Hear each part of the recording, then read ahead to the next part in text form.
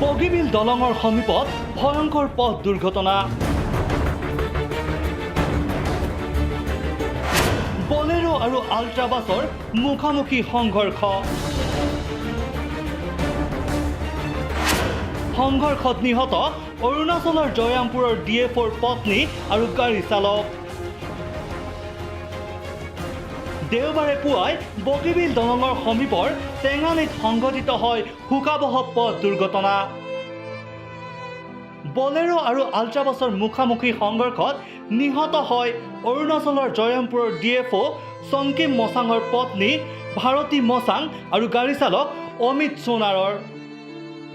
এই দুৰ্ঘটনাত গুৰুতৰভাৱে আহত হয় জয়ৰামপুৰৰ DFO চংকিম মচাং। ইতিমধ্যে DFOজনক সংকটজনক অৱস্থাত ডিব্ৰুগড়ৰ শংকৰদেৱ নাৰ্ছিং হোমত ভৰ্তি কৰোৱা হৈছে। बोगीबिल ब्रिज में बस का साथ ना क्रैश हो गया था, तो उसमें से